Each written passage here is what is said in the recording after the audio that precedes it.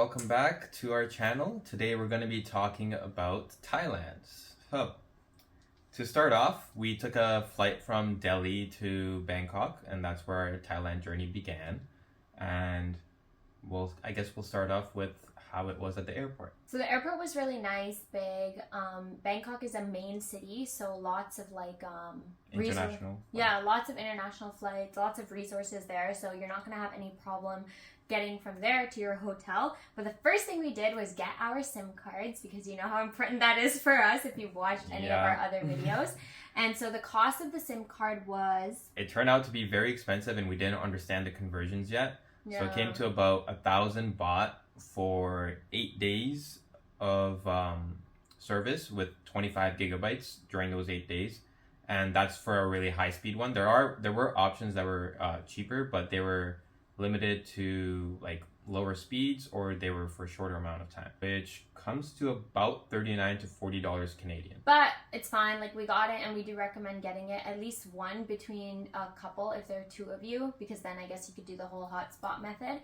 And a cool thing about the SIM cards, so we got it right in the airport, right before we exited. There was a stall there, and they set everything up for you. So after you get out of the airport, you need to get to your hotel. So what we did is we took a taxi. It was very convenient. You go up to this machine, it gives you a ticket, and then that ticket has a number for which taxi you need to get into. That's after you already put your address in and everything, so they know exactly where they're taking you. So that leads us into transportation around Bangkok. So there are two main rideshare apps. One is Grab and one is Bolt.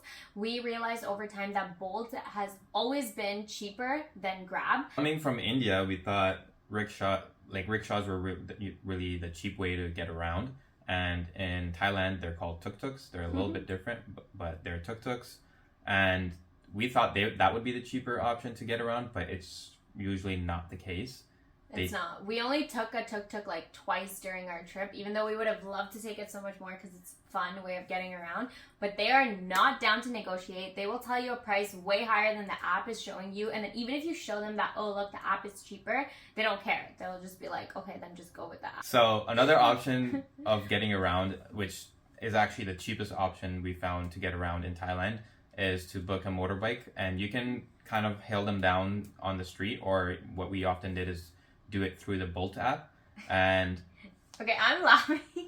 I can't stop laughing because I would force Noman, like, please, let's take the motorcycle, and he's like kind of scared to go on it with two people because of the weight that it puts on the bike, and like it kind of makes it like it's not a very nice, pleasant, sturdy ride. It's not comfortable. So he would hate it, and I would just always force him to go on it. Sometimes it ended up being more expensive than taking a taxi because the driver would try to be like, oh, since there are two of you, I'm going to charge you double the price that it says on the app. Whatever, like you can negotiate your way around that. Which is fair, because on the app it says it's only one rider on the motorcycle. Another way to get from one place to another are these like kind of trucks with seats on the back, and they have like labels on them for where they usually go. Sometimes it's in English, sometimes it's not, and we never actually use this in Bangkok, but I think people use it for like day trips to go to really popular destinations. Yeah, so something we noticed about Thailand with their driving is they have the drivers sitting on the right side, and they also drive on the right side of the road, which is similar to what we're used to in Canada, which tends to be different than what we've seen in Asia so far. They also follow regular rules of the road, and then they actually stop at like street lights and things like that. The rules are the same. They stay in their lane when they're driving. The only exception being that there's a lot of bikes cutting through. Yeah. But the cars follow the normal rules that we're used to in Canada. Next, we're going to talk about hotels. When you check into a hotel in Thailand, they're also going to be taking your passport, scanning it. That's just the general way for checking in. And then during check-out, they want you to wait until they can do kind of like a room check and make sure everything is okay. And I guess that's to confirm that they don't need to charge you any extra fees. So yeah, that was something unique that we noticed. Yeah, we always had to wait like 5 minutes after checking out for them to go check our room and let us know. The reason for that is because you can buy anything from the room. Oh yeah. We as soon as we entered, we saw like a list, and it had like TV, it had the TV, it had like the bed, it had furniture, anything you could see in the room, you could buy it. And so I guess that's the reason why they do that checkout procedure. And there were laundry options wherever we stayed in Thailand. They charge you by the weight of your laundry. Yeah. That was something unique as well. Yeah, the hotel that we ended up doing our laundry in they actually had a laundry machine in the hotel itself, which was nice to see. Going on with the culture in Thailand, they do tend to have a late start to the day. The day starts much later, not in the morning, and then it also goes much later into the night as well, which is what we've noticed. In the morning, it's very, very quiet, not much to do out if you're walking around. Another thing is we landed on a Monday, and we quickly realized that a lot of stores are closed on Mondays. The thing that we noticed with the culture is, I guess there's a general trust amongst the people where their kids are there's a lot of kids out. And then now communication. So speaking in English is like very rare to find in Thailand. It was very, very difficult to get any sort of communication across. Which posed to be a problem a couple times, but in general you could get by. And then we tried to use like some translation apps and stuff. Those are like kind of iffy, like sometimes they work, sometimes they don't. Another thing is that it's very easy to get cash from anywhere. There were tons of ATMs, so that was really good, accessible, and like convenient for us. All right, so now I guess we're gonna move on to the food in Thailand, which is a big part of their culture. Street food is the way to go if you're trying to stay on a budget. The street food is fairly cheap, affordable, but if you want to eat, non-Thailand cuisine, you're often gonna have to go to restaurants, and they tend to be a lot more expensive. For someone who's vegetarian, it was really difficult for me to find vegetarian food options to start with, and then the rare ones that were there, like in terms of street food, they had the taste of seafood still part of it, so it just didn't really work. If you're vegetarian or vegan, maybe you might just have to avoid food stalls altogether unless you get really lucky. Another thing we noticed is that they don't add a lot of like sauces into their food, which is something both of us really love. Like if we were to get a Mexican wrap or something, we want it to be like sauced up. And all their food here is very dry. Now we're going to talk about the nightlife, which is huge in Thailand. So night markets are in basically every single city. And a night market is essentially like food and clothing stalls. And then in bigger cities like Bangkok and Chiang Mai, where we went, you can also find tour companies that are like pitching their tours. So it's like kind of a place where you can find everything you need, and a great place to also meet other tourists because people go there every night basically. Yeah, and this is a big attestation to like their culture of staying, like things starting late. So the night market, it seems to be when everybody comes out, like that you see everybody on the streets, which is after 5 p.m. Yeah. And another thing is the night markets tend to not go too late either. Some of them were up to 10 p.m, some of them up to 12 a.m, but that's about the latest that they would go, and everything depends where you are. As soon as you get to like that time, like 10 p.m. or 12 a.m, like everything would just shut down. In Bangkok, there is one road called Khao San Road, which is like the most popular place for tourists to go, and that seems to be like, it probably runs all night, every night. Like from what we got from it, we went one night.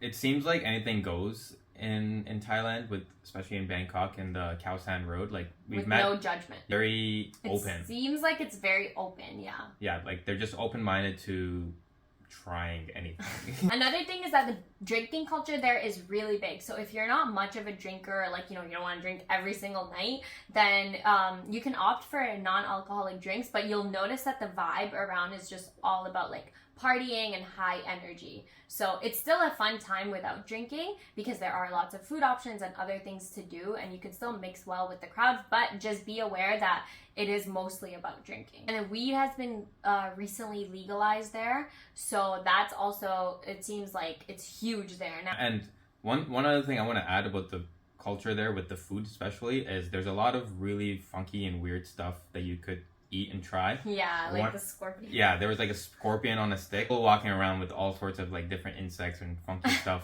for you to try. And if you're down for it, then enjoy. We're going to talk about things to do in Bangkok. So as soon as you get into the downtown part of Bangkok, the main area of the city, you will probably be lured into one activity or another by like tons of salespeople. Even tuk-tuk drivers are salespeople, so don't be fooled. They'll probably take you somewhere and like almost force you to buy whatever activity is there. Thailand is also known for its floating markets. So this is basically like markets. There could be like in the middle and then it's lined with shops, or people are actually selling things in the water. So in their own little boats, and you have your boat. The most popular one here is called the Dam Neon Floating Market. Now this market is very much out of the city. So it is an hour and a half away from Bangkok, and we highly recommend you book this through a tour company. Yeah. So we learned this the hard way. We, for whatever reason, we missed booking through the tour company. We were on our last day, so we're like, let's just do this. Let's just go ourselves. We took a taxi all the way there, and then we were basically stranded because the city shuts down at like 3 p.m. Like midday, everything is kind of closed. People just go home. So it was really hard for us to find a way back. It's a really funny story. Maybe we'll like tell it. And even the floating market is basically shut down by 3 p.m. Yeah. Like if you want to see it really busy, you got to go like early in the morning, like 9 a.m., 10 a.m. Anyways, another thing to do over there is a very unique train market, which we enjoyed a lot. It's called Mae Klong. And it's basically a market that is on an active railway, and then when the train comes, which it comes at a set time multiple times a day, everyone like wraps up their shops, and then you get to see the train pass by you. It was like inches away from our face. There's gonna be a vlog out about that too, so make sure you watch it. It was so cool to see. And then when the train is gone, everyone just opens up their markets again. Yeah, and they do it very quick. Like we were like, oh my god, the train's gonna be here in 5 minutes. Why are these people still not putting their things away? Yeah. But, you know, literally like 2 minutes before, they just quickly put everything away. And I guess they have their system really set up since they do this multiple times a day. Next, we're going to talk about things to do in Chiang Mai. In Chiang Mai, the night markets were a really big deal there. And that seemed to be the main attraction. And that's where, you know, you could find like boxing matches. You could find clothes, souvenirs, food, anything you really wanted. There was actually a lot of, one thing that I found really cool, there was a lot of like live painters. Like you could give them a picture and they would paint it for you. When you go to Chiang Mai, has to be an elephant sanctuary.